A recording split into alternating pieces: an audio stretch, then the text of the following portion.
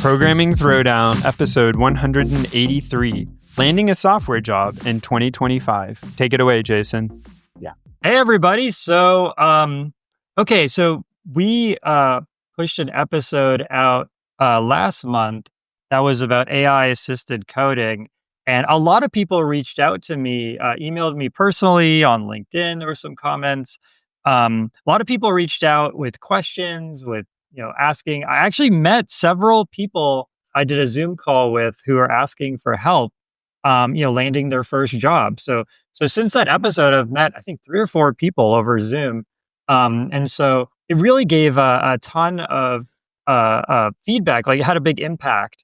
And, I was looking at the show statistics, which, to be honest, I never really do, but this will kind of prove it. I was thinking, wow, this episode seemed to resonate with people, but we had less downloads than the last time I checked, which was about a year or 2 ago. And then I realized back then we were doing 2-3 shows a month. And so what that means is we actually hit like more than double the volume of people, or the audience size was actually more than double for that episode. And that showed me that, there is real interest here. And, and Patrick and I have, we're pretty senior in our careers. And so, I thought, who's a person who could really give good advice to people who are in college, just getting out of college? And that's what made me think of Mark, a good friend of mine over here in Austin. And Mark, why don't you kind of introduce yourself a bit and tell us kind of a bit about your background? Thank you. So I've got the good fortune. I've got this incredibly close team. We're a 3-person technical recruiting firm. And it was never done strategically, but I've had the very good fortune of top 1% executive engineering leaders like a Jason Gauchi and like a Patrick Wheeler that have come to me through the years. Mark, find me a software engineer. So, and my team, as they've joined me, who is Troy Rudolph and Caleb Guerin, they're both incredible. We've spent decades literally reaching out to top 1% software engineers with opportunities. And we're just we network that market together. In the formal sense of running searches, we do contingency only. So in that manner, a company compensates us only if we make a placement for very hard to find roles. Our demographics have been, geographies rather, have been Austin, New York City, the Bay Area, Atlanta, and such. And the brand has just been built through a modest sense of service to other parties and whatnot. So we've never tried to grow. I've taken a lot of heat from people. They want me to try to scale this recruiting firm and sell it. And what the hell am I going to do, right? I'd be miserable. But we enjoy what we're doing. It's a true sense of service to another party, which are startups and even established firms here in town. But yeah, we're a technical recruiting firm. That's awesome. So how did you personally get kind of started in this space? Have you been a recruiter for your whole career, or how did that start for you? Wow, you're going to love it. I had the good fortune, and I don't think it's something either one of you guys, well, y'all have had moments when you were younger, when you were struggling, but in my mid-20s, I was doing really poorly. I was a valet on Palm Beach Island. I believe one time I actually parked Jeffrey Epstein's car, but I wanted to get into white-collar employment. And so I moved from Florida to Texas, and I got a non-accredited MBA program, MBA from Texas State University in San Marcos. But how about this? I'm walking down the campus, and I see a recruiting firm looking for technical recruiters, 1995, because their owners had mentioned that software engineering profession was starting to boom in the Austin, Texas area. I couldn't find a job elsewhere. I had an offer from the state of Texas to manage cotton volume that are produced here in Texas. And then I had a job at a truck stop up in Waco, Texas to work the midnight to 8 a.m. shift when 18-wheelers come in and get them gassed up. So I had those 3 options: technical recruiter, managing cotton deliverables, and working at a truck stop. So I take the recruiting role, but how about timing? Because I desperately needed something. So I dove into Austin, Texas in 1995. Damn, that's like jumping into the Bay Area in 1972, getting a hold of a young Steve Jobs, and a couple of his hiring managers have hiring needs and you don't even know it. So I had Right. the good fortune of stepping into something. I started my own firm in 1999. And again, as both of you well know, when you provide a sense of service to particular demographics, in our case, the top 1% software engineers in Austin, you kind of build a pretty good brand for yourself. And that's just kind of what we do. And in these tough times, a lot of recruiting firms have gone out of business, but we've got the good fortune. We're doing pretty well. Shoot. Yeah. That's awesome. So I think, yeah, we all kind of agree that these are tough times, but there is this paradox where you see people getting like a tenth of $1 billion offer, right? And so how do you kind of reconcile that? Like, what is going on out there? And it is only for the smallest amount. We recently worked with a machine learning engineer. I have to keep his name confidential here in Austin. And we had a couple of firms jumping after him. Wow. Apple stepped in and dropped some crazy cash on him. He's 28 years old. He's kind of set for life. So that's interesting dynamic. But then on the other hand, we are also working. We want to help impacted software engineers. There are software engineers who have been out of work 5 to 6 months. And technically their skills have, right now in the software engineering profession, if your skills go from 99.5% down to about 97, that technical assessment will recognize that slip, and you might not make it to the on-site. That's another thing that's being scrutinized really hard right now. So yeah. Wow. Yeah. Wow. Yeah, we will dive into all of that. But before we get into that, Mark Cunningham, thank you so much in advance. I'm Thank you, really Jason. excited about this. I'm pumped about this. Mark is a great guy. If you are in the area, or if he can help you, I think you should definitely reach out to him. I'm Thank really excited to do this. So let's jump into it. The first step is finding a job. Maybe I can kick it off because I have a very unorthodox take on this. I have a hot take on this, and I'd love to hear Patrick and Mark your opinions on this. I feel like today you can't really apply for a job online. I'll give you kind of my very quick background. Um, the way I got into my first job was through a friend. So I have a friend at Lockheed, and he said, "Hey, this is like an interesting place." I had some friends at some other companies, and so it was always kind of friends who suggested places. And then I interviewed at a few places, but I didn't seek any of them out. And admittedly, that probably meant I left some places on the table, but it also meant that I've never really experienced just like throwing my resume anonymously at a company. And then from there, it's pretty much always been either friends or inbound. I did have a situation where we're at Meta. So Meta reached out to me personally, and and I was content at my current job. But they reached out to me, and it was a really interesting opportunity. And this isn't these offers we're hearing about now. This is a decade ago, but um, so I have never applied. Just like check the box, uploaded my PDF anonymously, and I feel like it doesn't really work. But Mark, what's your kind of take on that? Like, how do you find the job? Okay, you're right. I agree. Blindly applying to companies doesn't work. And then I loved your word friend. And in our professional lives, the definition of friend can be different from personal. I've got buddies Yeah. from high school and college, but I would never rely on them to try to help me find a job. Yeah. One time, is this a friend? How about this? I had helped Nate Foreman. He's an incredible leader over at Hotel Engine. And I one time helped his dad, who had a great run at IBM. I tried to help him on a search. He had another relative I helped. And then he one time went to the VP of HR at Amazon. And he said, "Hey, put Mark Cunningham on the vendor list." And so, and Amazon did that. It's Amazon Business here in Austin. So is Nate Foreman a friend? Nate Foreman, I call him brother. He's like a family to me for what he did. So software Mhm. engineers, as you start a new job search, no matter your rank, identify some people that know something about your qualities, what you can do as an engineer, who would maybe lobby for you, would maybe take your resume and put it in front of the hiring manager and endorse you. Build that network. So that takes some curating.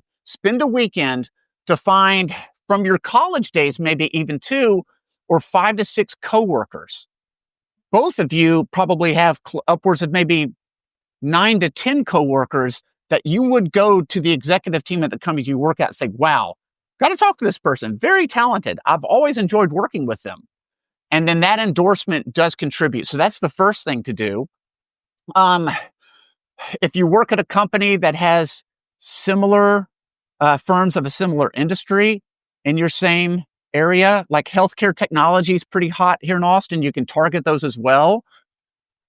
And you can present your resume. You can let them know that you understand the healthcare technology space really well. And then another thing, I've been advising software engineers, go ahead and invite to connect with the VPs of talent at those companies on LinkedIn, or maybe even the CTO, and say, hey, I recently submitted my resume to your company. I think very highly of the opportunity. I just wanted to reach out and connect. Hey, have a great day ahead. And that's often accepted.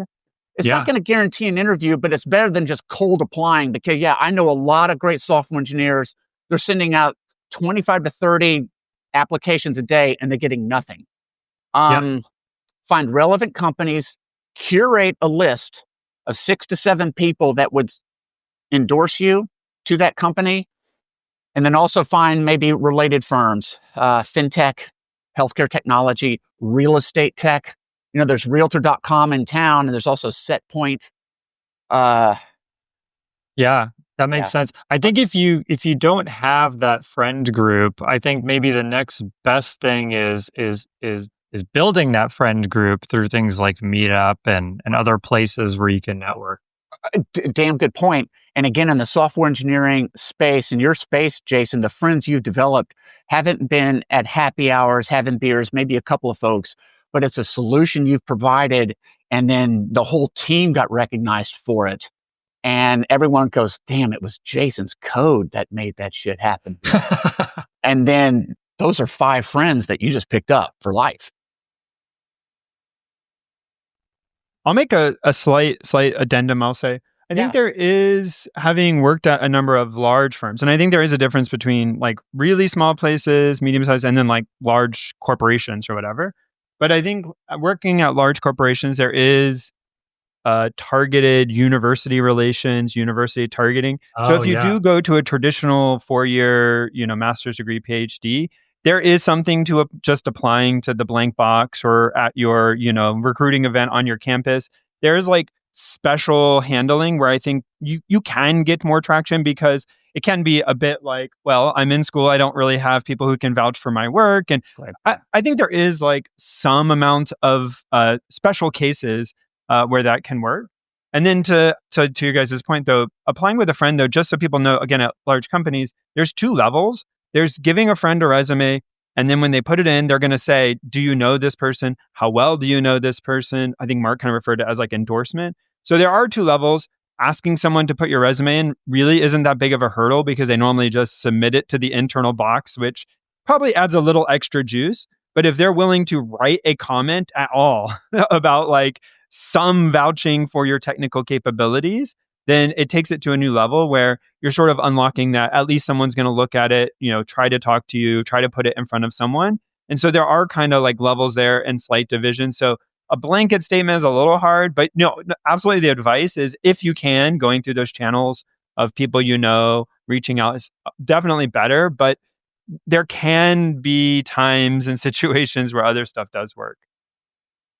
Yeah, that makes sense. Also, like, there's kind of like a joke about this, that there's like a Reddit community for everything. Like, no matter how esoteric it is, there's a Reddit community for it. But I think that like, if you're really, really into, let's just say, reinforcement learning, and you just spend all your waking hours about it, and you surround yourself with other people who are interested in it, either online, in person, all of the above, that network is actually smaller than you think. And if a lot of companies need that thing that you're interested in, chances are somebody in your network is going to get a job at a place that you want to work at. So it sounds like, oh, I have 5 friends. What are the odds that one of them wants to hire me, or is that a company wants to hire me? But again, it's like 5 actually might be a lot. in the community that kind of specializes in what you specialize in? For our young software engineers, there's just incredible value that they build relationships between 22 and 27 years old to where their coworkers would go to either one of you and endorse them. That's simple, that they should talk to them. I mean, damn, Jason, you can imagine anyone, and you too, Patrick, if I refer anyone to y'all and offer up a coffee meeting, wow, that's bold on my end. You've got to automatically assume the person's a badass. You know, and they're not going to try to sell you multi-level marketing Amway. Okay, so you let's say you get past that first hurdle, and now a recruiter from we should use a company. Let's just say IBM, because we're going to be constantly talking about the interview process. Let's say you're interviewing at IBM. A recruiter from IBM is reaching out to you, and they want to talk to you on the phone. I'll give my tips on how to go from that initial phone screen and maybe a technical phone screen to an interview that is going to be successful, and then we'll do kind of a similar roundtable. So, I see a lot of people who feel like they have who want to use their agency to get the best possible interview. So here's an example. My background's in reinforcement learning. If someone starts asking me about support vector machines, or maybe a better example is like pre-training an LLM, the pre-training part of ChatGPT or these things, I'm not going to be an expert in that. Now, over the years, I've grown, right? But definitely, if I came out of college with a reinforcement learning degree, and someone asks me really deep questions about supervised learning, I'm not going to have the same depth as if I studied supervised learning, right? And I feel like you build breadth over time. So, Yes. So I might be inclined to tell the recruiter, hey, don't give me a supervised learning interview, or I want to do reinforcement learning. In my opinion, these are all honest mistakes. I see the point, or something like, just a heads up, I can't work on the weekends, or just a heads up, I have to work remote, even though the office is 5 miles away. Like these kind of things, like trying to set yourself up early on, I see as just like a common categorical error when people are interviewing. And I'll explain why. Yeah. If you're on the other side of it, if you're a recruiter, you have like a certain position that you're trying to fill, and you're looking at a bunch of candidates and talking to the hiring manager. You've synthesized down, like, this is the kind of thing I'm looking for. And a good example is like if you're on a water slide. So if you're on a water slide, the water's like rushing down the middle of the slide, right? If you've ever been to like Typhoon Lagoon or any of these places, right? And so if you ever start sliding up onto the side of the slide, or driving in the rough in like Formula One, your car starts to slow down, right? There's a lot more friction. It's just not slipstreamed, right? You want to be in that middle of the slide where the recruiter and you are aligned, the hiring manager, you're aligned, and you're just flying forward. And I see so many times people say, here's another one. People say like, oh, I'm a data scientist, so like, I might not pass a coding interview. Like these kind of things, like saying them up front. I get it that you don't want to be, you don't want to be in an interview where you can't pass. I get the intent, but I think it does tremendous damage, because It does. Yeah. you end up kind of in no man's land where the recruiter like doesn't really know what to do with you, or they pass you on to another recruiter that isn't organically interested in you, and it just falls apart. I've seen it so many times. Agreed 100%. Patrick, feel free to interject, bro. Yeah. No, I mean, this is good advice. I think the reverse, you get people who stuff pad resumes. So you really get this distribution where some people are lying and just like straight up saying, I'm a machine learning expert. And you ask them and say, well, I watched a YouTube video once from Ajay Karpathy or whatever, like, I know all about LLMs now. And then you get people on the other side like, well, I don't know. I'm not sure I'm an expert in LLMs. I only studied it as a PhD and wrote, a preeminent paper in it. And so you get, when you interview people, it's very strange. And it's hard because I think when you sit on the other side of the table, you see dozens, hundreds of people. And so you kind of try to sift between it. But it's this information asymmetry, which will come up again and again as part of the recruiting process. And educating yourself about it, and we've talked about before about making sure you're aware of it, is really only a net positive. Same thing, bringing up like salary discussions. People like, oh, from the very first interview, you should say, well, can you pay me X dollars? And it's like, no, this is a horrible, like, no, that is not. And you have to realize, again, at most of these places, to Jason's point, that first person you're talking to isn't the decision maker. It's literally their job to just like either pass you on to the next person in the chain, move you sideways, or basically dump you out of the process. And so don't lie. I don't think that's appropriate. But to Jason's point, I mean, just like have enough self-confidence, not too much, just like be, and it sounds really, be normal. Like just be like appealing without overselling. You're like, find that middle ground where you have confidence, but you're also not, trying to be like, listen, I'm the number 3 RL person in the world, so you better be ready to pony up for this, guys. It's like, oh, weird introduction there. Or asking tabs versus spaces. I've had people do that. First time you talk to them, oh, do you guys use tabs? I can't work at a place that uses tabs instead of spaces. Yeah. Like, okay, interesting.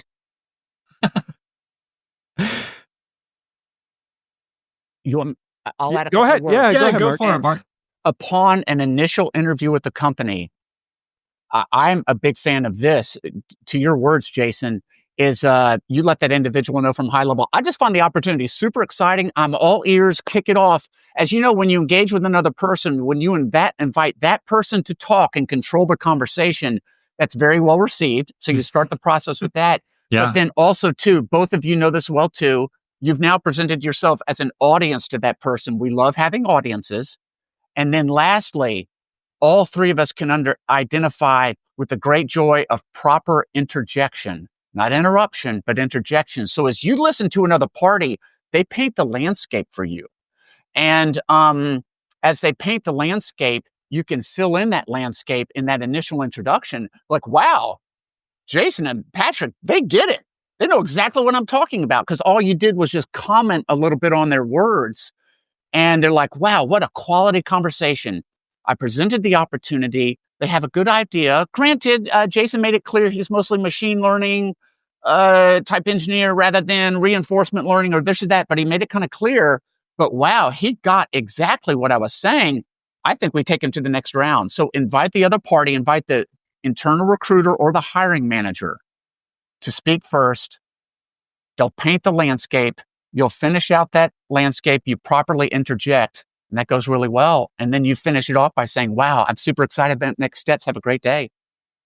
Yeah, that makes sense. No reference to salary, no reference to what your core proficiencies are. Just a good quality conversation makes you feel really good when you hang up that virtual meeting. Yeah.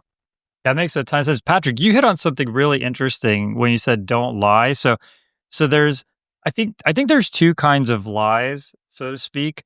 There's, I'm an expert in C++. Right off the bat, everyone knows I'm not an expert in C++. I'm never going to be an expert in C++. That would be a bold-faced lie on my resume. But then there are things where like they're not true yet. So it's like, if you have your heart set on interviewing for an Android app developer, maybe you've done like a little bit of Kotlin. So like at what point can you put Kotlin on your resume and kind of figure it out through the interview? It's like how much do you sort of bend reality in the resume?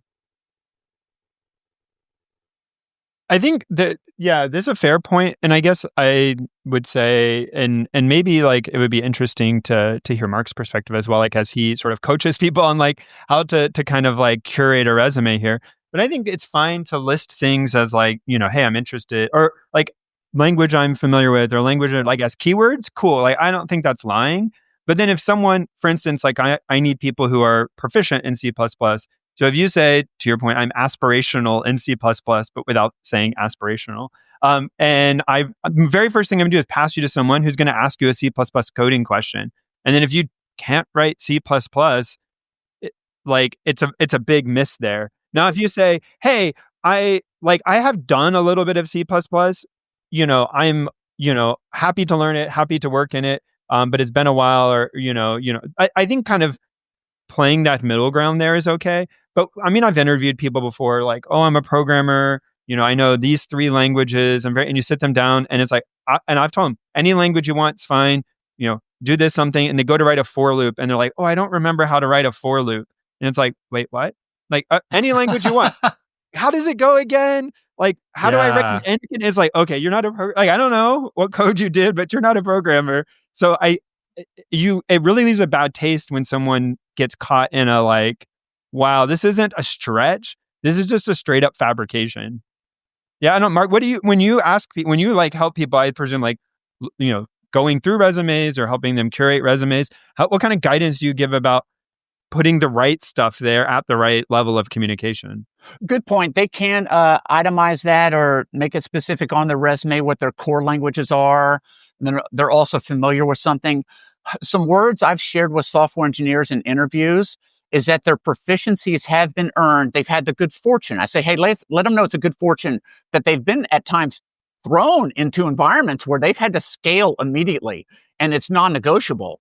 And they could even say, I've got to say my strongest language is Python, but I joined a company 3.5 years ago where I was not too good in Python, but they made it clear to me I had to be up and running in 3 to 4 weeks, or they were going to have to talk to me.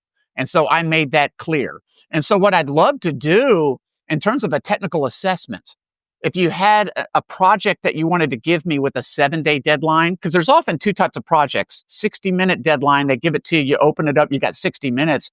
But if you want to give me something a little bit more detailed with a 7-day deadline, and yes, I haven't touched TypeScript in about 13 months. I might be a tad rusty, but I'm ready to dive into a book and do my best. So you can communicate to the interviewer that your entire career has been made up of basically being thrown into environments where you have to get up and running immediately.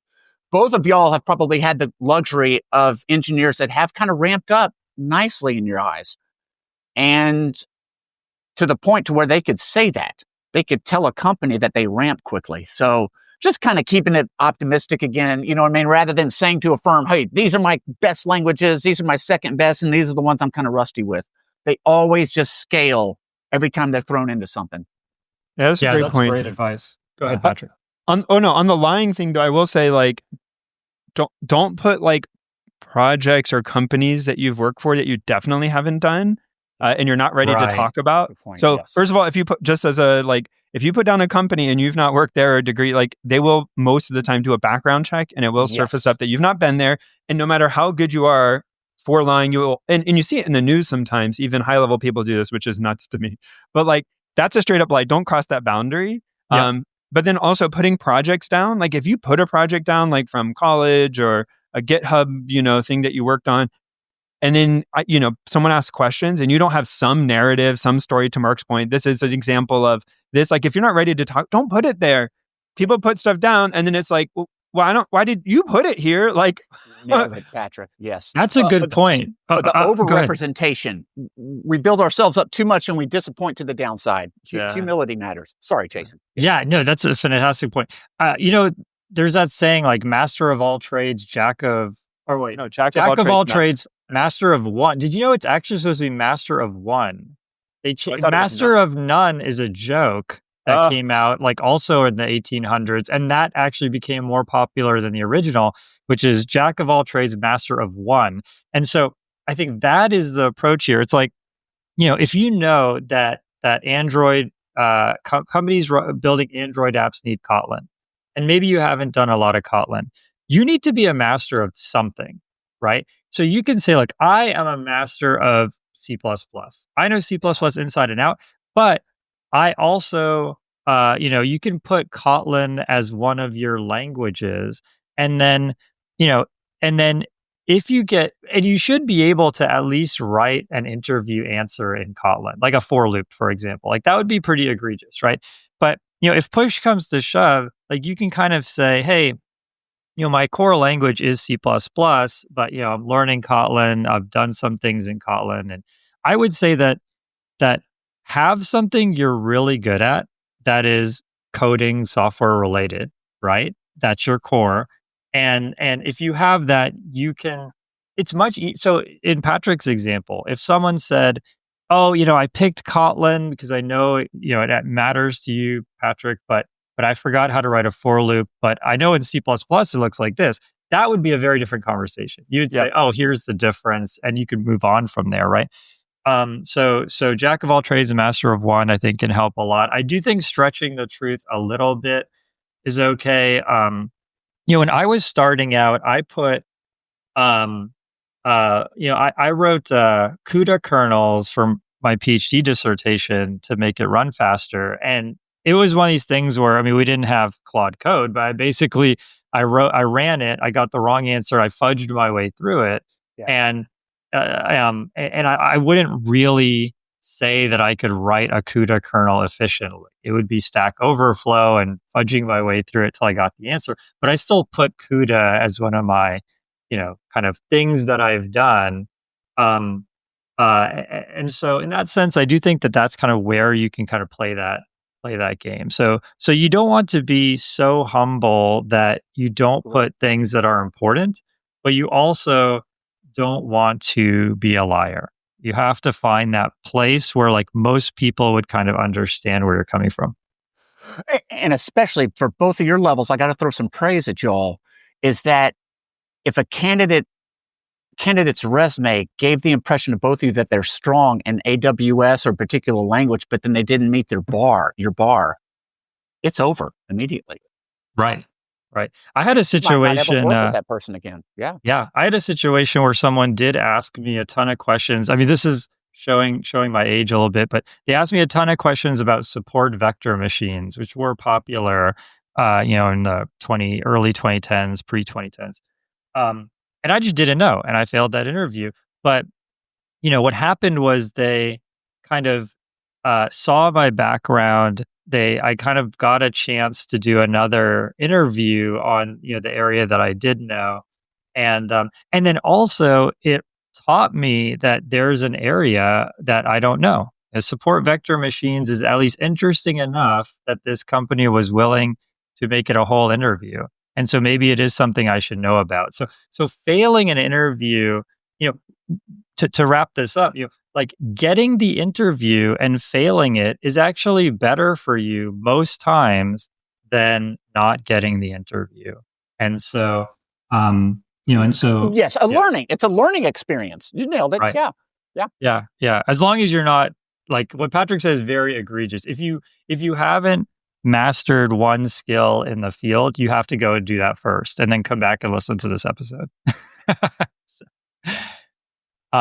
Okay, so you landed the interview. We talked a little bit about this, but what are some tips to passing the interview? Obviously, you have to know your technical stuff, but going beyond that, what are some, or maybe what are some general tips that any SWE can use to pass an interview?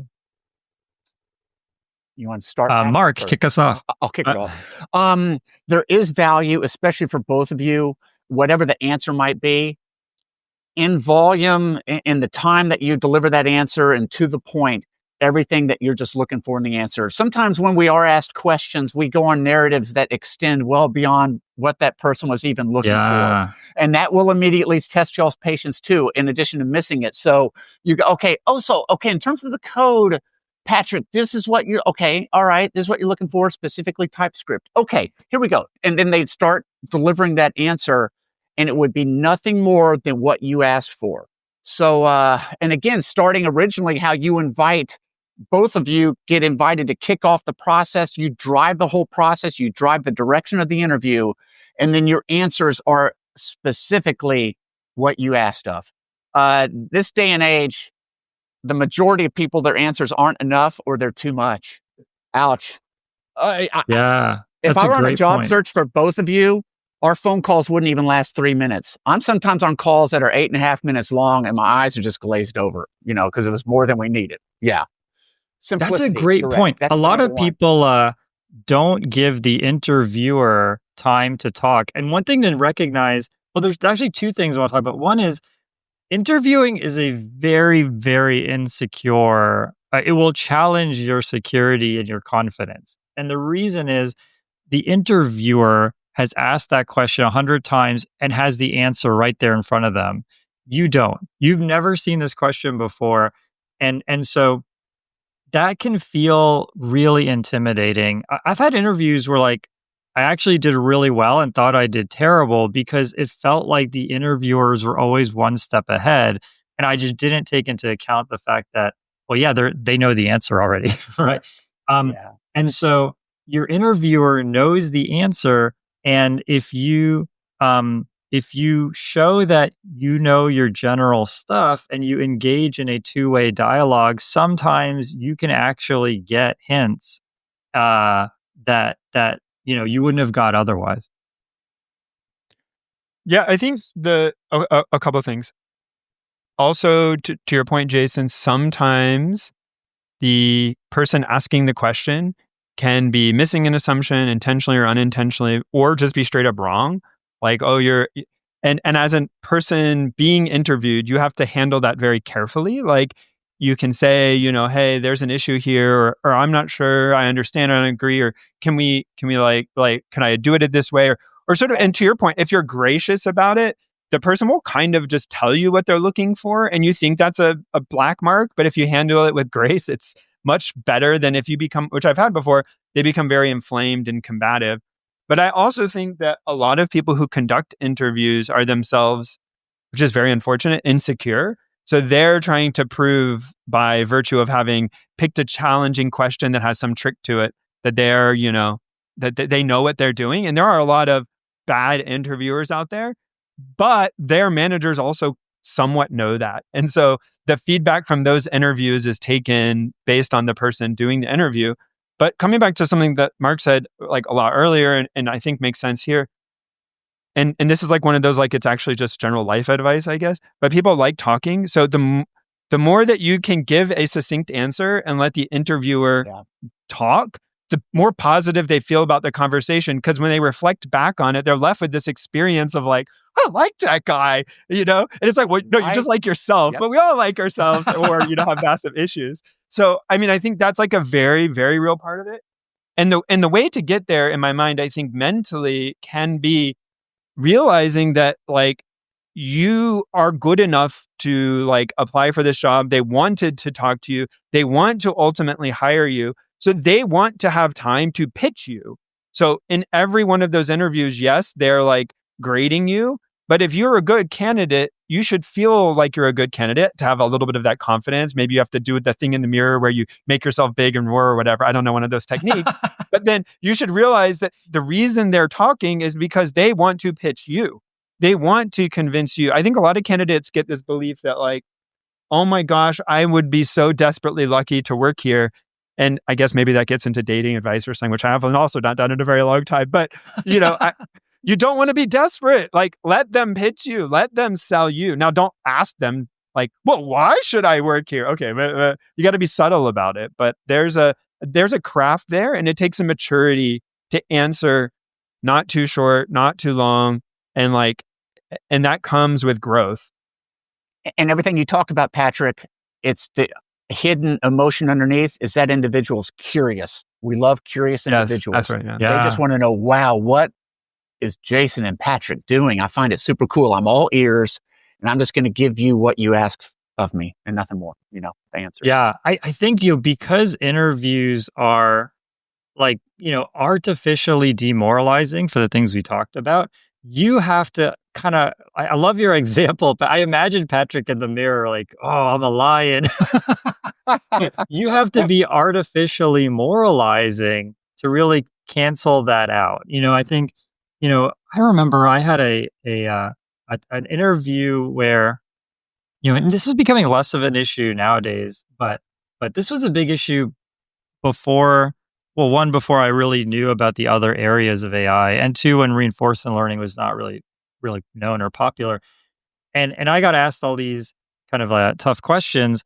And then I just remember, like, in between that and the next interview, and you should do this no matter how your interview went. In between, if you have a bunch of interviews back to back, take a moment in between and just just remember that, like, you're awesome. Like, just say to yourself, like, I'm great, I deserve love, I'm good enough, and then go into that next interview. And I think, having optimism is maybe the number one thing, being optimistic. I think like every job that I've left, um, well, there's been like a couple of jobs I've left because the next opportunity was way better. And so I kind of like left on a high note and sort of, used that high note as an investment, right? But but every other job I've left, and this is, tracks, in, broadly, people leave. The number one reason people leave is they don't like their manager, right? The number two reason people leave is they don't like their company, right? This is the data, right? And so you're going to leave on a low note statistically, right? So at least some percent of the time, you're going to leave on a low note. And so if you're already coming in on a low note, then you're like a flight risk before you've even started, right? So Yeah. so like you need to show them that like, yeah, you really care, you're interested in this, and that you have sort of a long runway at this company. You're going to be at this company 4, 5, 6 years. That I think is something that comes through with sort of curiosity and with optimism, and you can kind of feel these things. So kind of projecting that has a huge impact, even if it might not seem that way. Beautiful. And your words also spoke to surprising to the upside, Jason, aren't interviews. They just come away very happy with the interview. It went well, and they surprised to the upside. Again, Jason, I've got to drop praise on you, bro. You're special. You're freaking special. But what's amazing, at the time that you were coming out of University of Central Florida, you maybe had a little bit in the back of your mind, oh, damn, what are they going to think of me compared if I'd gone to University of Florida or Georgia Institute of Technology? I went to Florida State. I went to Florida State at a time when you couldn't get into University of Florida. You went to Florida State. That's where all the dummies went. So that's where I went to school. But I always had perceptions about what other people thought of programs. Then they interview you and you knock the damn thing out of the park. Right. Yeah. I think You're having surprised that to the upside. optimism. Yeah. Yeah. Definitely. Yeah, definitely. Okay. What else, Patrick, Mark, what other thoughts about passing the interview? Oh, a nice closeout. So it's a nice Yeah. conversation. Hey, Jason, Patrick, I really enjoyed my time. This is an awesome conversation. If the next step is a technical assessment or some code assignment, throw it at me. I'm all game. I just really enjoyed our conversation. And thank you so much. You shared a lot of details about the opportunity. I'll stand by on my end. And again, this was after you Yeah, allowed them right. to kick off the interview. You properly interjected after they painted the landscape, a good quality conversation, and you let them know that you're still, and no questions about salary, no questions about coming into the office. We saved that for the offer stage. This was just an awesome conversation. I'm looking forward to next steps. Let me know what you need me to do. Hey, have a great day. Take care, guys. See you later. Bam. Nice and Yeah. positive ending. Yeah. That is great. That's it. Okay. Another kind of thing that I'm thinking about, and this is brand new in my mind, as I've been interviewing people for Circuit, I kind of feel like in today's day and age, you should ask for an on-site interview. I kind of feel like, if the interview is done online, I think both parties aren't really getting enough of the right kinds of information to the point where, if God forbid, like Circuits, falls over and we run out of money and I have to go look for a job, I feel like I'm going to demand, and we just talked about not doing this, so I'm going against what we really said, but I feel like I'm really going to push hard for an on-site interview, even if that means I have to fly somewhere versus doing it all on the internet. Mark, Patrick, what's your takes? Go ahead, Patrick. I'm all ears, bro. Yeah, I mean, in my opinion, could see there's value there. And I think this, again, we should be mildly careful. When I came out of college, the idea of flying somewhere to do an interview when I was more or less a very low amount of money would have been very onerous. And so I think we have to take that into consideration. But if you're further along in your career where the reality of like hotel and flight for, a couple days is really not a big deal in the grand scheme of things. If you can offer that, if, like you said, pushing for it, I think I'm fine with. But I mean, depending on the company you're interviewing with, if it's a large conglomerate or whatever, like they might just have a policy. And so they may not be set up to host you on site. So just be aware that like you can say, oh, hey, is there an option to do an on-site interview? And I think that could be fine. But you'd have to know Yeah. your audience a bit, I guess, because I mean, I agree 100% on that. I mean, yeah, I think there is definitely upside to it if you are willing to accept it or offer to do it, even if it's at your own cost. I think you're right. There's probably enormous, initiative that you're showing by doing that. So that alone could be like definitely pay dividends.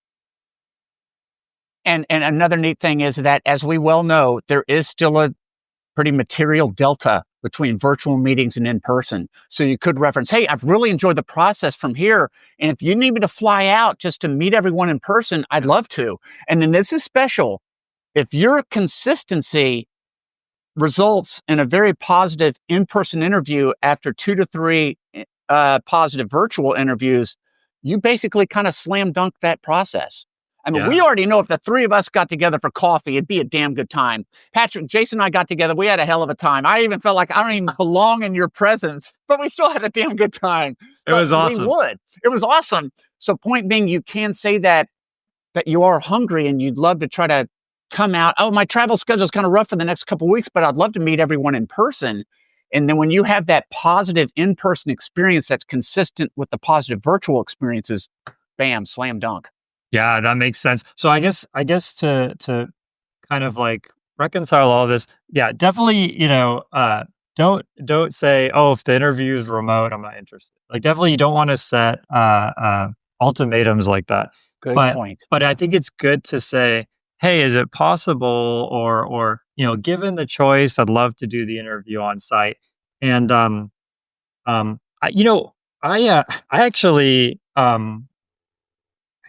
interviewed at a place where I was in the middle of getting my PhD. I didn't end up taking it. I finished the doctorate program, but they actually had this system where you could book the flight and the hotel, and they reimbursed you because they figured, oh, PhD students are all broke, which is totally right. And so most companies, now we have, this is all pre-Zoom. I mean, you're talking like 2007 or something, but so companies have the option to interview remote, and that's definitely cheaper for them.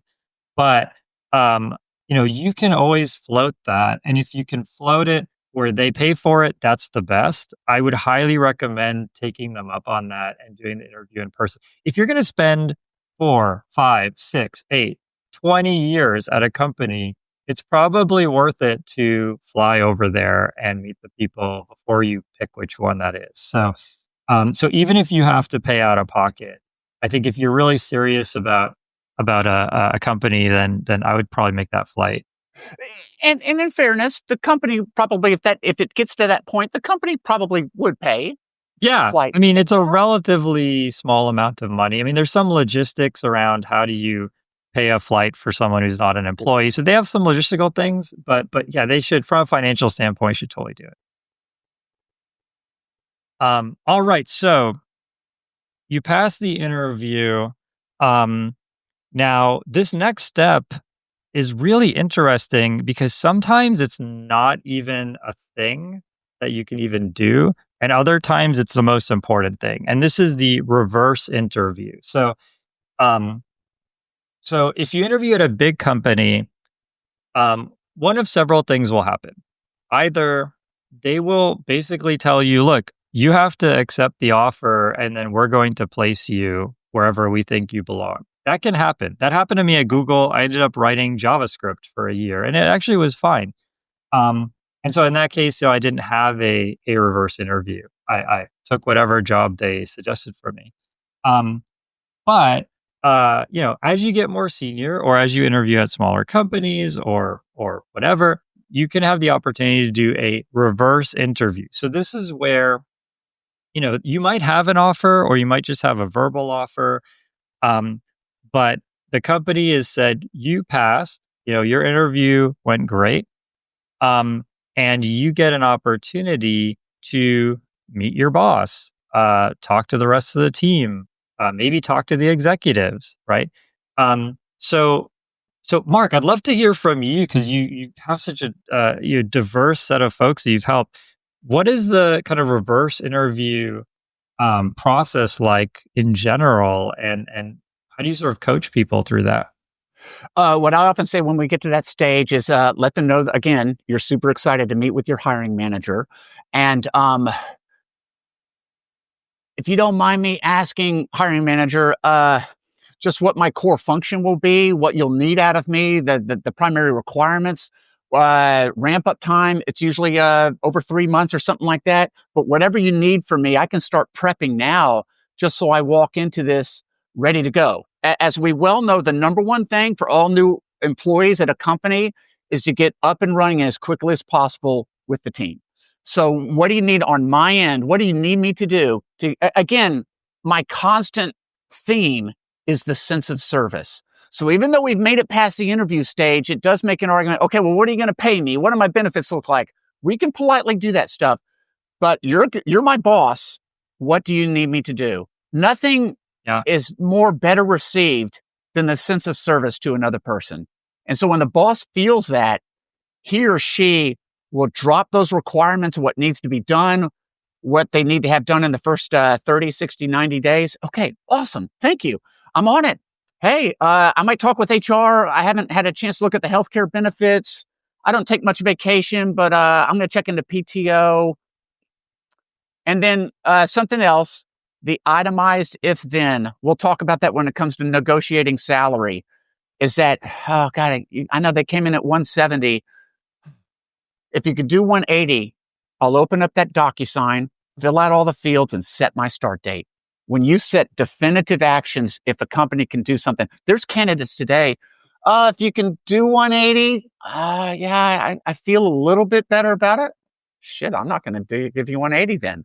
But when you do a defined, anything that you ask of your manager to give to you that you will do, includes signing the offer, whatever, flying out in person, it's well received. So you can say to that hiring manager, hey, what do you need out of me these first 30, 60, 90 days? And I'll start studying now.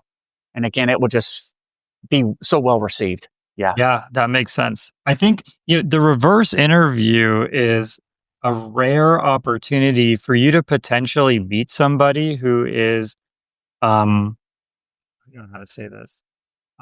So for example, I did a reverse interview with LinkedIn. I ended up not taking the offer. I ended up going somewhere else. But I met Deepak Argawal, who's super famous in the AI world. And I actually met him again years later at kind of a dinner event. But the reverse interview, sometimes you meet people who, at least like who might not be in the circles that you're in. And that's a really good opportunity to really learn a lot about that person. So you'll get some great opportunities to learn how people think, how they talk, how they think about the company, and how they think about their working style, and get sort of like a glimpse into the future. And then when you talk to your hiring manager, I think the biggest thing is try to imagine yourself talking to this person all the time. Is this someone that you really want to spend hours and hours a week with? I think that's important.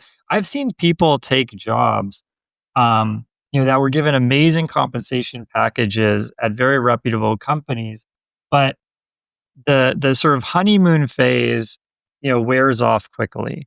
And at the end of the day, like after the honeymoon phase is over, it's you and your immediate team, especially your manager, talking to each other, for a huge portion of the day, and you writing code for the rest of it. And if you're junior, you might do less talking and more coding, which is kind of nice sometimes. But you will still do a lot of talking with this core group of people, and it doesn't matter ultimately.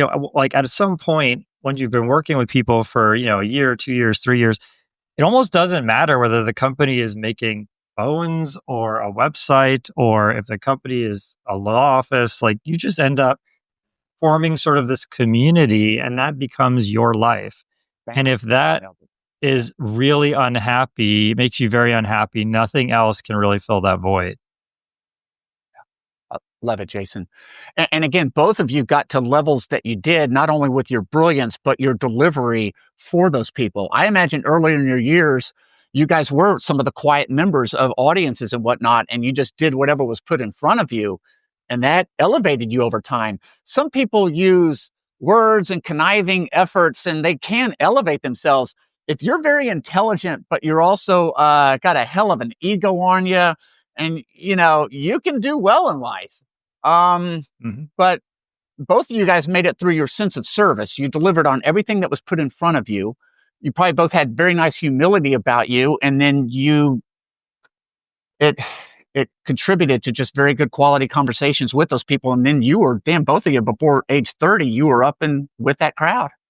You were at tier level with them. Yeah. Yeah, totally. So let's imagine you have several offers. And as we said, the number one reason people leave their jobs, their hiring manager.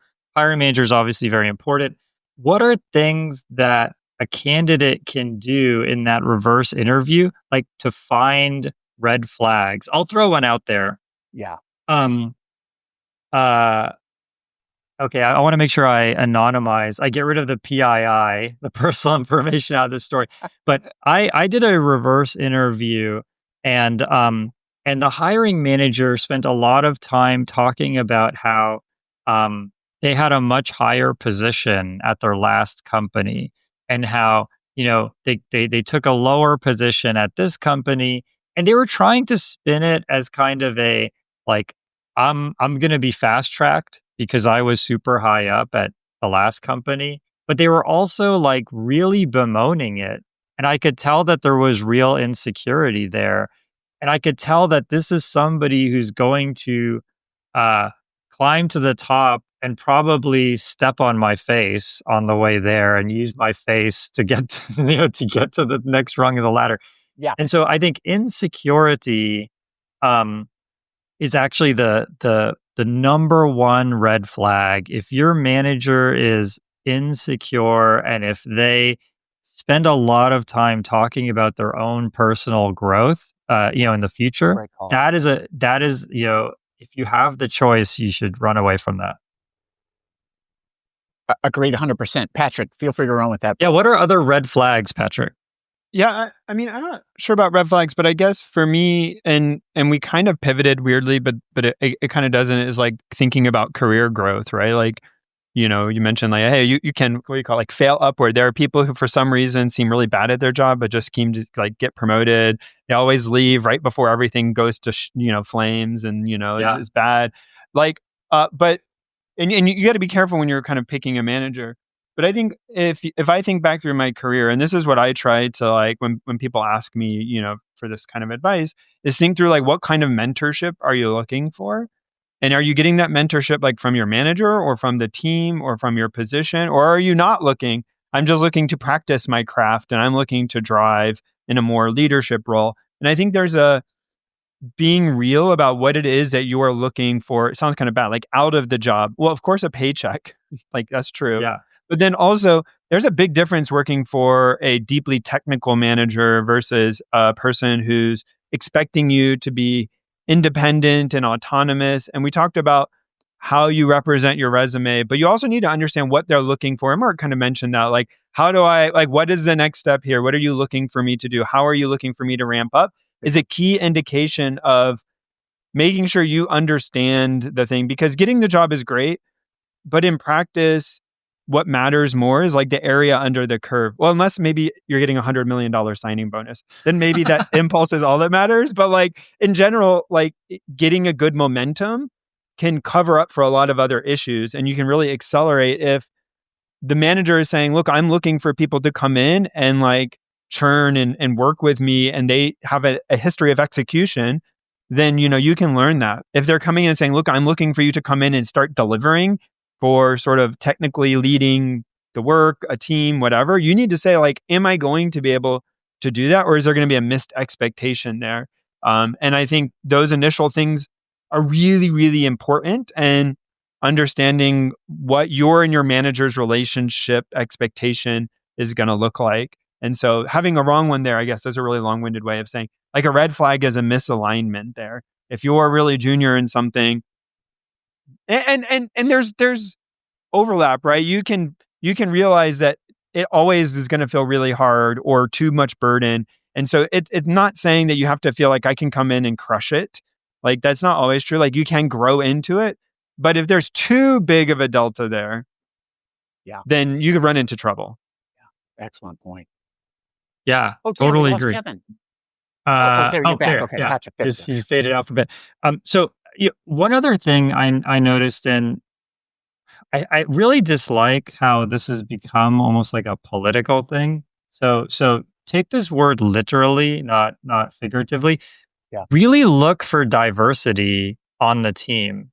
Like you want, a group of people who have a variety of different skill sets and interests, and people who are dynamic, and you want something that is, you know uh uh like people who are ultimately culture builders, and you want, if the team are all kind of people who have known each other since high school, and you don't know them, like if you're in the group, that's fine. But if the team is all people who knew each other since high school except you, um, that I think is going to be very difficult. So, and it's also a sign, like, how did that team end up that way? I mean, it's not very organic, right? So one thing I look for is I do look for, people who come from a variety of different backgrounds, and we're still kind of able to come together, that there is kind of like a process for growing this team that really attracts people who have a certain passion, and regardless of kind of how they got there. So that's one thing I kind of look for. And there is diversity in that dynamic, Jason. As you can imagine, we all want to support diverse cultural and backgrounds and everything like that. But that whole movement got a little off track a couple of years ago and whatnot. Right. It's you find the diversity in the way an individual thinks and the way Yep. they break down problems, and you can feel that through 3 or 4 interviews that this person would contribute to the company's culture. Yeah. Yeah, definitely. Okay, so we've done the reverse interview. We have one, maybe more companies that where there's mutual, we both like each other. You like the job likes you. So now we get to the offer phase.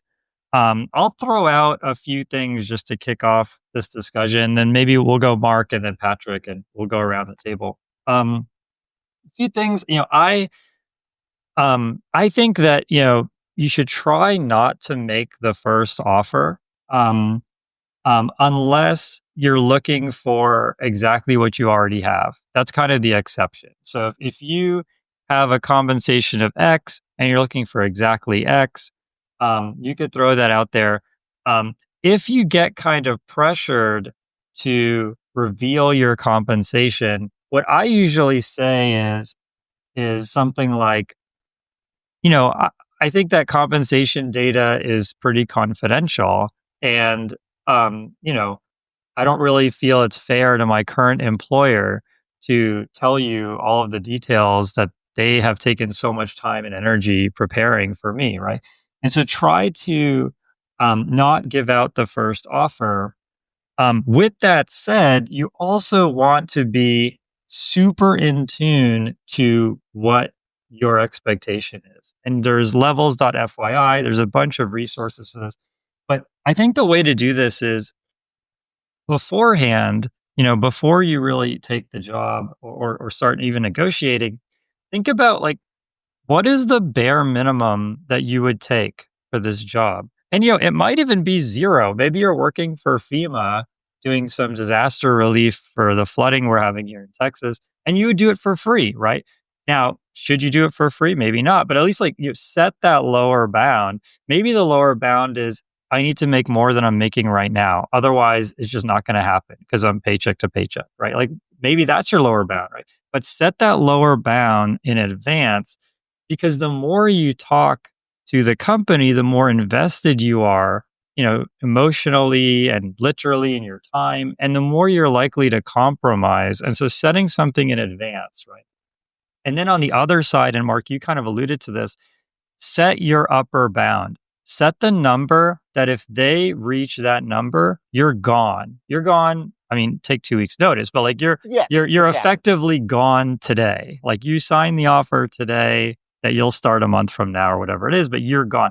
So set those two limits in advance. That I think is so important. This day and age, job descriptions, the vast majority of them have the salary range on there. So in that introductory conversation that comes up, and hey, that salary range works perfectly for me, and everything.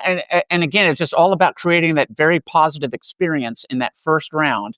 Then doing well technically, that's the beautiful thing. Software engineering profession's a lot like athletics. You've got to deliver on that technical assessment. You've got to show that technical horsepower.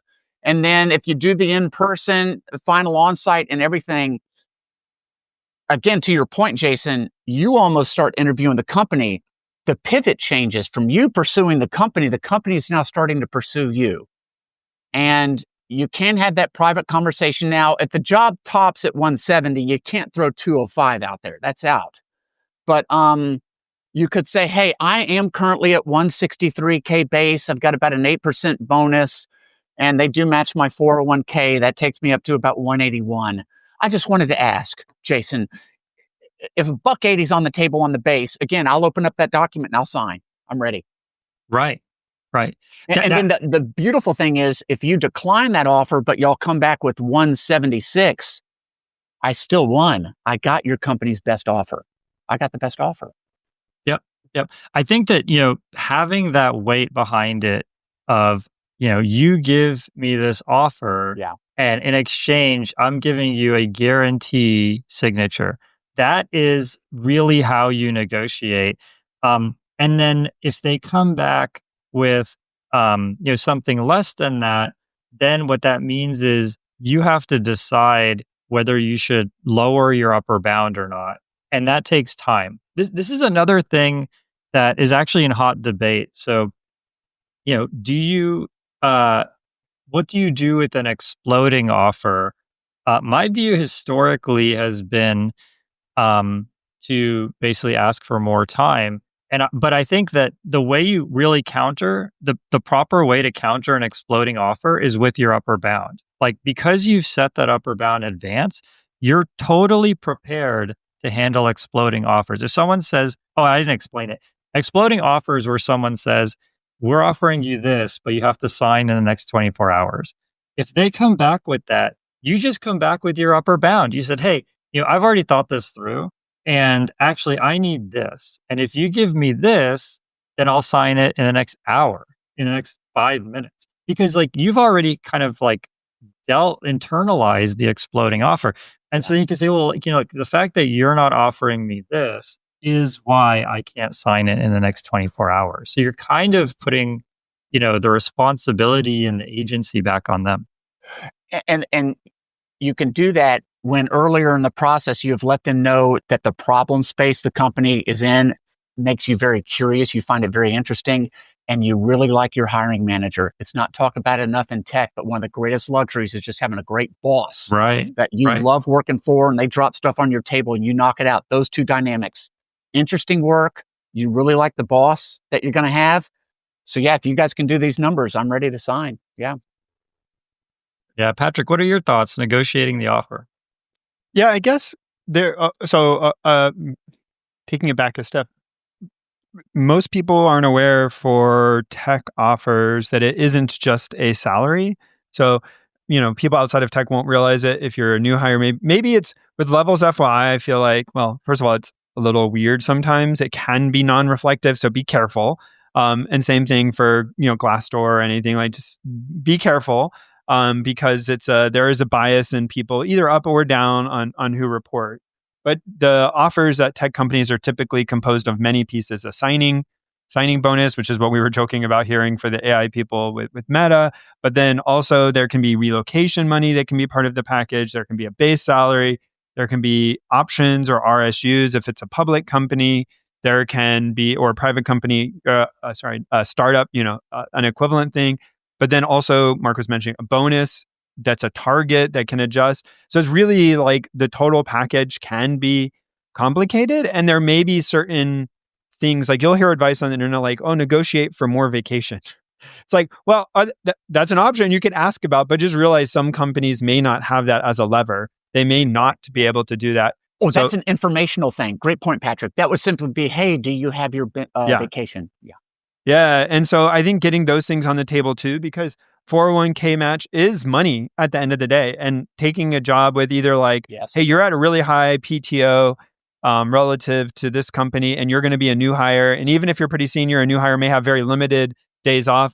That's like, and there's a cash equivalence there. Like, you would pay money to get time off, right? And so you got to kind of like roll those things up into it a bit. But I agree mostly with what everyone is saying.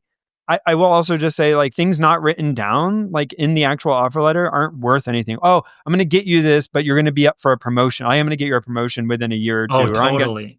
No, that's not like that. That doesn't cut it. Like it's go for the offer, sort of as written. That being said, again, there can be games played with a vesting schedule. So I'm going to give you X amount of stock over 4 years, but it's vesting backloaded. You're only going to get 10% in the first year. Yeah. So if you don't stick around, and you got to be really wary, like that might be policy, but there might be a really bad churn. So famously, one of the big tech companies had a really bad churn problem. And so they would backload RSUs because people would leave after year 1 or year 2. And so they could lure people in, burn through them, and they would leave of their own accord. And so just, I guess, informationally, be aware online of what people are saying. Think through your own story about what you are wanting. If there's relocation involved, you got to be honest with yourself and your family about that. Like, are you really going to move to this place for that amount of money? What is really the cost of living going to be for you? So like, talk about like Texas versus Bay Area. People are like, oh, Bay Area real estate's really, really expensive. But the question is, what about for you? Can you make it work for you? Can you like make the opportunity balance out? And so I think that comes in a bit too. And it's really complicated. And that often can be discovered, believe it or not, Patrick, even after the second or third interview. That's something that would make the company feel pretty well, that in terms of relocating, you've already talked it over with the family. Yeah. Yep. The cost of living, you've already measured that. You've already looked at some real estate. A lot of those, that would make the company feel good, at least that you've already researched all that, potentially. Yeah, that's true. And just as like a side note, often by the time you get to them making you an offer, it is so hard to get candidates through at most good companies to that point. Yes. Don't abuse it, but you don't have to like have low confidence either. So getting them to a specific number may or may not be slow or difficult, but in general, they don't want to walk away at that point. Exactly. And there are companies, Jason probably has the same thing. If you make it through the interview process, you go into a database and they will pester you for the rest of your life because like they know that you can pass the interview. And so they will keep sending you like, would you be interested again? Would you be interested again? So don't feel like it's as much pressure as they want to kind of make you feel to hurry up and make a decision. And so, hey, I need my family to check out the area. Is there a possibility to give me time or, whatever? They may offer to fly you and your family out to the place to check it out. These are all things that like become on the table that aren't strictly just like a dollar and cents, kind of what happens. But yeah, absolutely knowing how much, but it's really hard because it can be literally all over the table.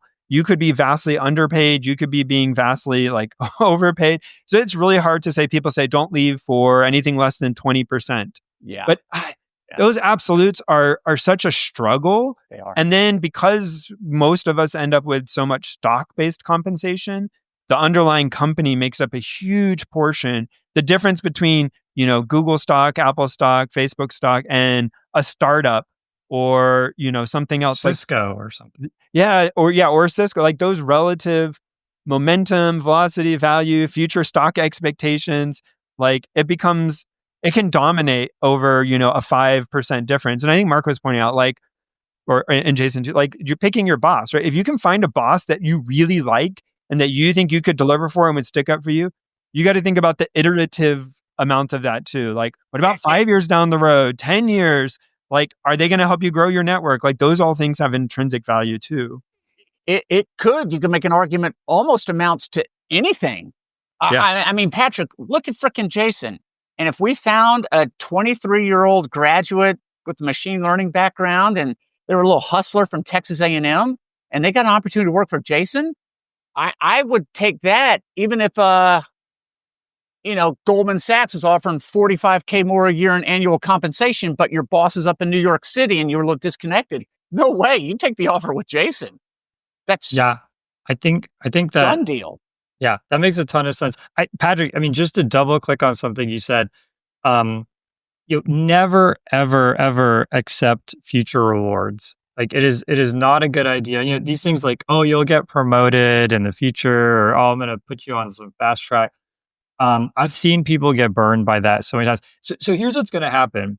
Yeah. You will end up maybe on let's say the best case scenario, you'll end up on some kind of fast track, but because you didn't get the offer you really wanted, you just got the promise in the future of the offer you wanted.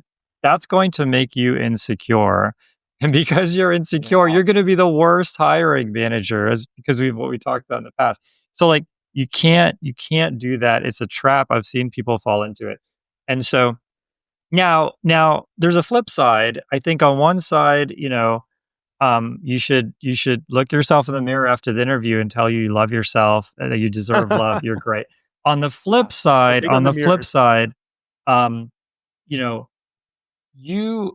everybody dies, right? Everybody dies. And nobody's going to care 100 years from now that your last job was VP of engineering or just software engineer. Like nobody, at the end of the day, like you can't get hung up on the past. I see people who, especially in management, manager jobs are getting decimated, and you might have had some really lofty title, and you might say, well, I want to hold on to this title and the respect and the org chart power that it comes with and all of that. But things change so fast. Like when Patrick and I were starting our careers, just being able to code was huge leverage, and now, it's less of leverage. Like there's a lot more people who can code. It's becoming even more prevalent. Like friends of mine who have never coded in their life now with AI tools are starting to code. And the reality is the leverage of just being a pure coder, unless you're a good architect, that leverage is going down. And the leverage of being a good manager, frankly, is going down. And so you might have to take a title cut, you might have to take a pay cut to make you happy if you're not happy in your current job. That's just a reality. And Jason, you'll love this dynamic. To these poor souls, I have worked with some senior director and VPs of engineering, and immediately upon the search, they say, Mark, I don't want to take a cut in title. I don't want to take a cut in pay. 9 months goes by. Yeah. I'm not hired. They haven't found a job. But here's very disappointing. Then they're ready to make the concession. They're even ready to go down to a manager. But that mindset, holding that for 9 months, they've kind of deteriorated, and they don't even qualify to be a manager anymore. Yep. You know what I mean? When we hold on to a status that we can't achieve anymore, we hollow out. We're no longer at that, There's these senior partners at law firms that are in their 60s. They still pound their chest and everything. They know all the principles, but they haven't done the nitty-gritty details in years. So you dig into them a little bit and they fall down. That's what's happening with some VPs out there. Ouch, I feel for them. Yeah. I mean, I think in general, there's this thing, and maybe this hits, when you get to a certain point in your career, but this like monotonic, ever increasing, pay, title, like there's a bit of a, like very, very few people, industries that also change jobs like we do in tech would have that. And a lot of times, if you were, take a nurse or whatever, there's like very standardized pay, and you may move up, you may negotiate, but there isn't this like, oh, every year you're, moving up and up and up and up and up and up, sort of almost without bound. It's a very unique thing. But then to Mark's point too, I'll say sometimes you have to realize the thing that you're doing is gaining expertise in a very, very particular managing team, whatever, and that the chance of having the next opportunity be a strict up or, up and diagonal move is goes really down. So as an individual contributor, it may be pretty straightforward. If you're a manager or a manager of manager or above, it's very difficult to find a new role where you can just plug into an existing team at that level versus rise to that level And so being realistic about that is very important. Yeah. Yeah, totally. Beautiful. Beautiful. Um, And again, that's a nice luxury that both of you have. I got to toss it a little bit. You guys are at, not saying you guys can even go higher, right? Celebrity status might be like the next step, or, but no, y'all Well, we have a are podcast, man. Come on. y'all I are need kind of more like the Twitter top. followers for that. Yeah, you're at the top end. I'll start following you on Twitter, Jason. All right. We'll have a lot of fun. But both of you are at the upper ends of your ladder, and you had the luxury of just being able to stay there. Yeah. Yeah, I think that over time, in the same way as like the job changes and leverage for jobs change over time, you also change over time as a person. And so sometimes you might outgrow a job, or sometimes it might just your priorities change. Um, and so and so when you're negotiating, one thing that they're going to ask you, especially when let me explain a little bit. So the way you negotiate an offer, or what actually happens on the other side of the table, is there's a finance slash talent development kind of department that figures out the bands, which means the lowest and the highest compensation a person can make at a certain level. They figure out those bands, and then they also look at your resume, and they have a bunch of ways of deciding what your offer should be.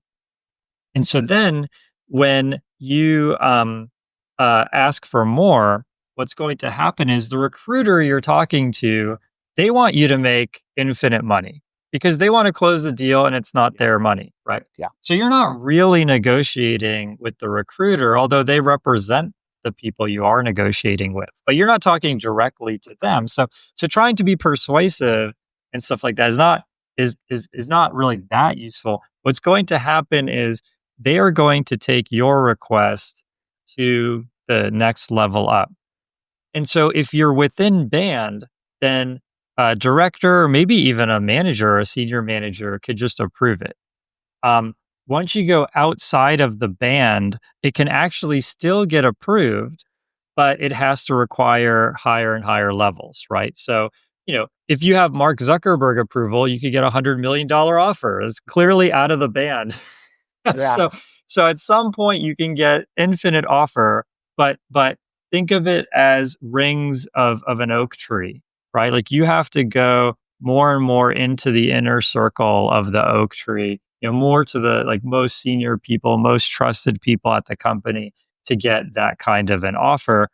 And so like that's where a lot of the sort of intangible things really matter. So for example, we talked about being committed to that offer, but another thing is, let the recruiter know, like, what are the intangibles? It's like, look, I really like that your company has a lot of data. Your company collects a lot of data, and you know so much, and knowledge is power, and just the ability to kind of work with that data is kind of really uniquely interesting to me. Like find out, and this is something you should really do at the beginning, but if you already have a job, why are you changing jobs? And if the answer is just for more money, then that's kind of a little bit difficult. Yeah, Yeah. yeah, I mean, it's because you're taking on so much risk of maybe your boss isn't that great, or maybe you don't have the kind of upward mobility. So the reality is, like, you really need to have good reasons for taking that job. And so when you're negotiating your compensation, bringing in all those other things is really going to strengthen your case. And a nice one would be the stagnation and the problems at your current company just don't leave you as challenged and as curious as you used to be. I've had a great time here. I've really enjoyed my time here, but I'm waking up just not nearly as excited about what we're working on. And we have a number of products that are now on hold. We're not doing any new releases. And just my experience with your company, wow, you guys have three products that you're going to be delivering inside the next 9 months. I just love what you guys are doing. I find the challenges from a work standpoint, waking up day to day, excited about our job is one of the greatest luxuries we can earn in our career. And you can let that company know you feel that, you realize that through the interview process. Yeah. Yeah, totally. So I have a few rapid fire things here. So one is, what's your take on moving to the coast? So there's sort of three areas on the spectrum. So one area is, um, you know, sort of not to move and stay where you are. Another one is, move for the job if it presents itself. And then the third one is move to the coast now and then look for a job. And so, what's your kind of take on those three options for folks? All you, Patrick. I'll follow up. Oh, I mean, this is such a personal question. I mean, my take is like in general, if having an opportunity in like the Bay Area, New York, there maybe are a few other areas where there's lots of tech companies, especially early. Like it's always really hard to move, but it only ever gets harder. And so if you're open to doing it, I mean, I see it as it's sort of an investment, and that's something you have to make with your family, spouse, kids, parents, if there's situations. And those things do change over time. And so it sounds cheesy, but no amount of money is going to make like how many people have the story of, yeah, I know the divorced VP, right? It's like, oh, the VP did great. They climbed the ladder, but they got divorced twice, 3 times. Like we know a brand new divorce CEO if you've been following. No. Don't go to Coldplay concerts. That's right. Yeah. Oh, Coldplay just made 2 singles. Yeah. Oh gosh, good call. Okay, but we really do know this, right? Like people who get like, I don't know, I do. I know this story, directors, and they, anyways. So you got to be real about that, and I think to me that is something you have to figure out sort of first. But in terms of like career potential, I mean, there's just something to be said for the fact that like there's so much opportunity next to each other. It removes so much of a hassle. It's more companies are willing to say, well, you're already here. Therefore, like we are more willing to take a swing on interviewing you because, we don't have to deal with a lot of stuff. So, I mean, I think earlier in the career, if it's something that you and your loved ones can kind of like get behind, yeah, it really does make a big difference. I mean, I think this is same as for you, Jason, as for me, working in a non-tech hub and then going to a tech hub made an enormous difference, in just like career opportunity and potential.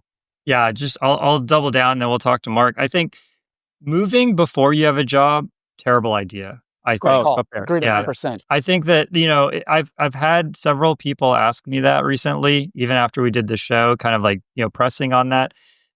It's true. There's a ton of meetups. There's not that many meetups in, I won't say the name of the city, but the city that the person was from.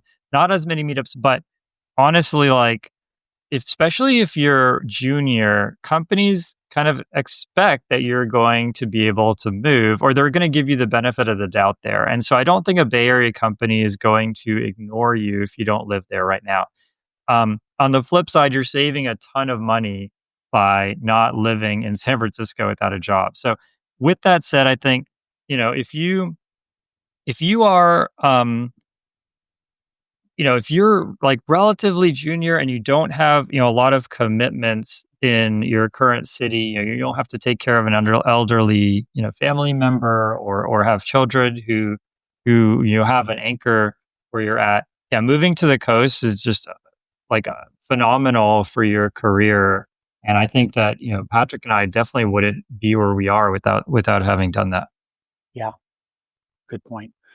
And, for some people too, art networks mean a lot. When you do move, take inventory of the fact that you are leaving a community of people that know a great deal about you, that speak very highly of you. You might be going to a new landscape. Granted, your experience at companies and whatnot might override that.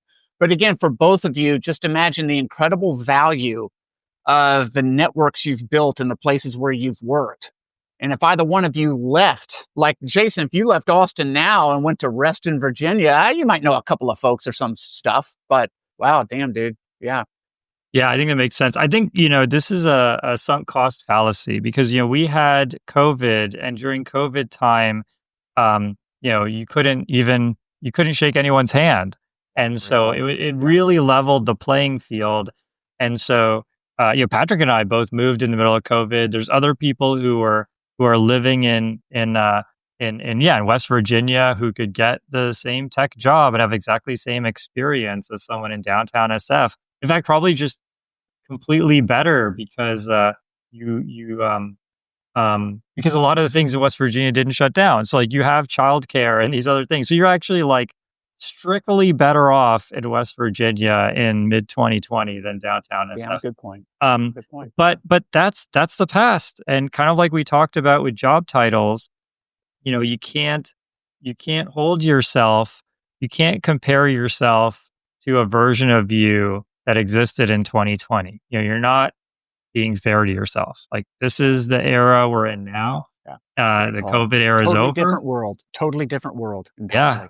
And you just have to adapt, or either adapt or adapt your expectations. Either one. Love it. All right. So, Mark. Damn nice, man. Yes. What interview horror stories? Now, for people who don't know, Mark has a blog. I'll put it in the show notes. It's amazing. I've literally read every post in your blog. Phenomenal. But just share a few interview horror stories that you've heard of that are kind of a little bit funny or informational.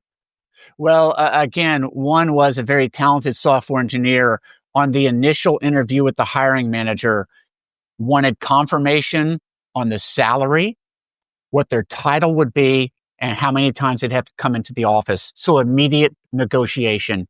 And that candidate wound up getting declined. They really didn't talk too much about their technical background at all or anything like that.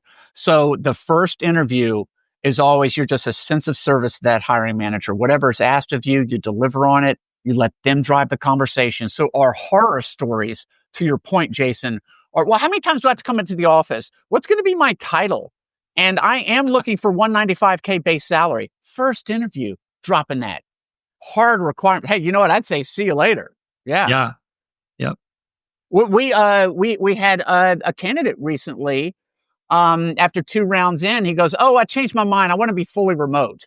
That's kind of a horror story. And the company just kind of froze. So the whole process is frozen, and we were walking into the final onsite.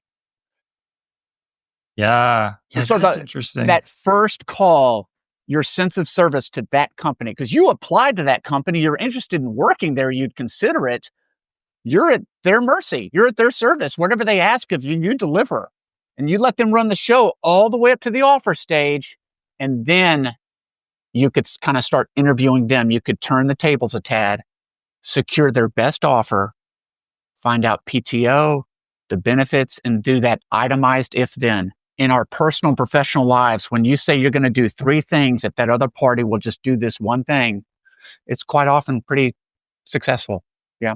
Yeah, I have an interview kind of / post-interview horror story where we interviewed somebody and they were just extremely particular about all these details, 401k, all these, like, can I do a Roth IRA backdoor conversion? And I'm like, I really don't know. I can find out for you. And then we hired them because they had great credentials. They passed the technical part of the interview. But honestly, in the back of my mind, I was thinking this was a mistake. I just couldn't articulate it well enough, even to myself, because they did have such great credentials. So we hired them. And I remember the first week they were upset because the employee handbook was a wiki.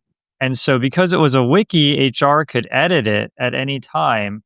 And they were like, well, what if you edit the handbook to make a rule that I don't agree with? And and they gave a ridiculous example. They said, well, what if you I'm just going to pretend their name is Mark. What if HR changes the handbook so Marks aren't allowed at the company, right? And I was like, okay, here's the deal. Like, I get it. I hear you. I said, but that's just not going to happen. Like, HR is going to act in the best interest of the company. I'm trying to explain it.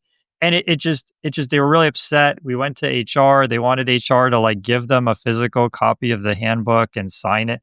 And they just ended up letting this person go. And so, that's a horror story where this person was difficult. because of their brilliance, we hired them anyways. And then because they were just so difficult, we had to let them go. And like we all know, all three of us have experienced it before. Things can start out really well with another party, another human, but as you settle in with them, you start to realize, wow, we don't have a match here. And that happens a lot in the tech industry.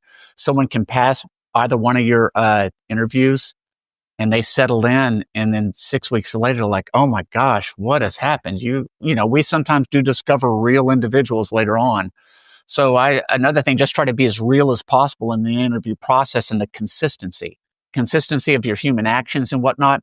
I mean, Jason, with your incredible brilliance and insights, you probably smelled a couple things on this person, but just like an athlete that runs a 4.240, you almost got seduced by that technical brilliance. Like, whoa, wow, yeah, this person could deliver on anything, and it overrode, all the other concerns. Look at some of the athletes in the NFL and the NBA. They just go and raise hell, but they blew it out in the tryouts, so the team brought them on. Yeah.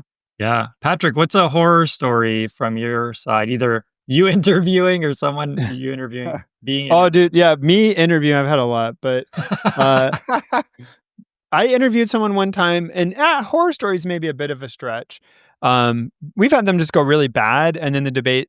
I'm a proponent of, like, from conducting interviews, even if a person bombs the first couple, even if you have to send in sort of like new hires to practice interviewing or whatever, you still complete the interview panel.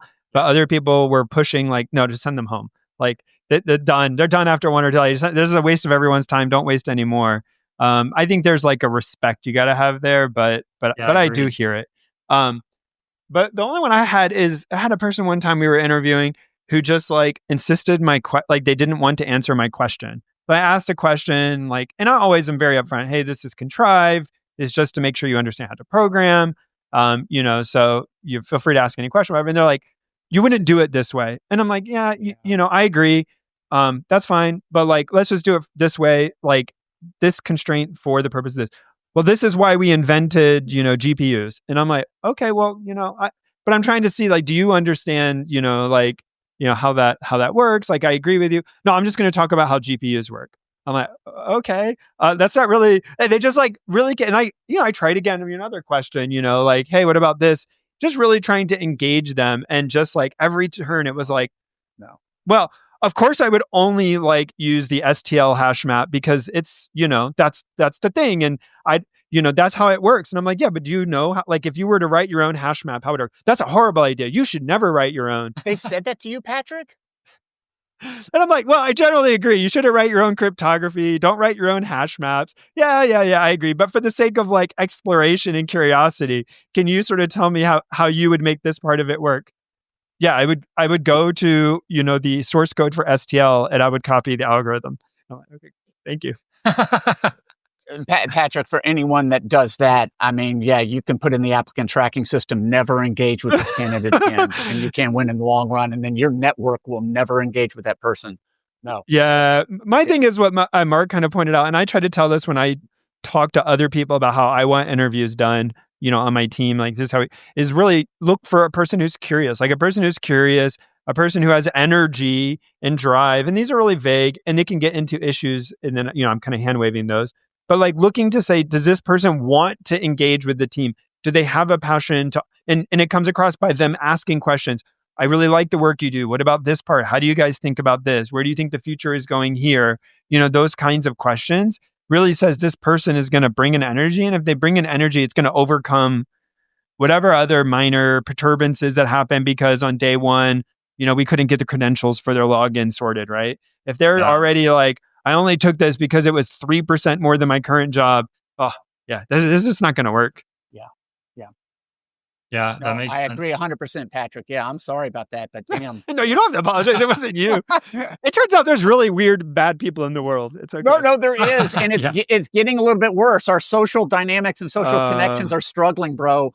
And now they're starting to invent AI tools to be friends with people. Oh my God. No. We'll run way too long. Well, that's actually a good segue to my last question that I have on here, which is, how do you deal with fake candidates? Because I've heard this from like the person has like 100 jobs. Yeah. Oh, yeah. That's right. So, like, I'm currently we're not hiring at Circuit. We're still trying to build out the product at PMF and all product market fit and all that stuff. But there's another team inside Circuit that is hiring, and they're just getting flooded with fake people, and the resumes look good, and it says, "Oh, this person went to Georgia Tech," and they didn't actually go to Georgia Tech, and even the interview, the Zoom call is like deep faked, and it's just out of control. So, Mark, you might have more breadth on this. Like, you could kick us off. Like, how do you deal with fake interviewers? That is something that is somewhat sadly beyond our control. When a company posts jobs, the fake AI applicants are submitting resumes in large volume. We're getting a number of fake ones too, but then we just shut them right down. So that is one benefit. Perhaps when your company is interviewing maybe some internal recruiters, that can be part of their responsibility to go in there and vet out all of these fake applicants. Hey, that's a lot of work, but that saves you a ton of time. And that's something my agency, when I work with firms, we make it clear, hey, we don't send over any robotic fake candidates or anything like that. We qualify on all of them, their willingness to come into the office, a whole 9 yards. But direct applications, Jason, damn it, bro, I'm sorry. You're going to get a ton of fake applicants in there, but maybe make sure that internal recruiter cuts through all those so you don't have to mess with it, because that would be a massive waste of your time. Yeah. So, without revealing any secrets here, how do you do that? Is it through like following their LinkedIn and all of that, or how do you? I've spoken with candidates. Their name's Kevin Thompson. And then it's a deep, deep, deep Ukrainian accent. So it's offshore, and it's something else. I'd be like, whoa, this is Kevin. You're from Louisville, Kentucky. But what's the economic incentive? Like, what is their end goal? Like, to try to get a virtual position and not work it? It could be contributing a cybercrime. It could be individuals over in Europe hoping that individual does get hired in a fully remote role. And actually, and then you've got a team over there doing the coding and whatnot. And it's a fake human. They try to get away with that. And you're paying that person $140,000. It's a deeper question. If you can't tell if that's happening, maybe it's okay. No, but not in a crime way. That's bad. But okay. It's failing terribly, though. Fake AI candidates and whatnot, fake bots, they're not getting jobs. But they are, people are, hell, we all get hit up constantly by cyber criminals. It's a lot of the cyber crime fails terribly. And trying to get fake AI bots into software engineering positions orchestrated from foreign countries is not working. Yeah, I think that they're for tax and other reasons. Like, a lot of companies, even though they're hiring remote, will only hire in North America or in the Western Hemisphere or what have you. And so they're just trying to circumvent that by masquerading. I think that the bigger problem isn't necessarily that they're from Ukraine. It's that they've lied on their resume, that they said, oh, I went to, Georgia Tech, and they didn't actually go to Georgia Tech.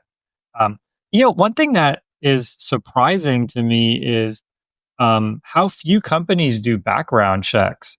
It's only like, I think $50 or something to do a background. So we actually, my wife and I own a small kind of event space. And we do background checks on the employees, but you hear so many stories of people being bamboozled by AI workers in the Ukraine or something like that. And I feel like a background check should catch that every time. Another neat thing about certain areas here in Austin, as both of you will know, if someone worked at Retail Me Not from 2010 to 14, and then Koros, and then CS Disco till 2025, and I've met that person in person, then we'd be good. So there are the small exceptions, and that's something we can appreciate in terms of the strength of our networks. But you're right, Jason, there's a lot of background checks are not being done when they should be. Yeah. Yeah, that makes sense. Patrick, have you ever had to interview a fake person? Not that I know of. Is that the correct answer? Like, is that like asking me, am I an android? And not that I know of. Well, what about a resume? Did you ever see a resume and later on you found out it was fake or anything like that? I mean, we've seen resumes before that, but you kind of can tell. I don't know, like, there's certain giveaways that are something that's like nonsensical or, oh wait, hang on, this. So I've seen resumes that were clearly, I hesitate to attribute to malice what can be attributed to stupidity, but yes, But I think to Mark's point, I mean, in general, I work at a big company, and so I don't do a lot of first line screening I only normally get resumes from people I know or from other humans, which generally tend to be better quality. And then the recruiters screen out most of the others. That makes sense. Nice. Cool. Well, this was awesome, guys. I loved it, Jason. Yeah, thank you so much, Mark. Really quick, do you have something you want to plug, a website or a Twitter handle or anything like that? Oh, no, we're nothing. It's kind of neat. We've just got a good brand. This is going to crack you guys up. You know, you do it through the years. Our client, we've got to keep them confidential, but they're bringing us on. They've got an engineering organization over in China. And it was a couple of engineers were just talking in China about finding a recruiting firm in the U.S. They thought of our firm. Oh, that's awesome. Yeah, so we love it. And again, either one of you guys hit me up anytime if you just need some market data. But this was just incredible, Jason. I cannot thank you enough, bro. Greatly appreciate it. Thank you so much. Coffee, brother. All right, we'll do it. What's the name of your firm one more time? Oh, the Bidding Network, BIDDING Network. The Bidding Network. Again, we're just a team of 3 close engineers. We're doing really well, and we love what we do. We've got a good fortune. We provide a very genuine sense of service to our audience here in Austin. Yeah. Cool. Well, hopefully this whole episode is a testament to how much you, the collective you out there, your feedback matters. People gave us a lot of feedback. As I said, the audience is double what we usually get, which is already like a very humbling number. And so that we turned around and tried to give you all more content that you were looking for. So I really hope that this answered a lot of questions. If you have follow-up questions, feel free to send them to me. I can pass them on to Mark or Patrick. And everyone out there, good luck on your interviewing and have a great day.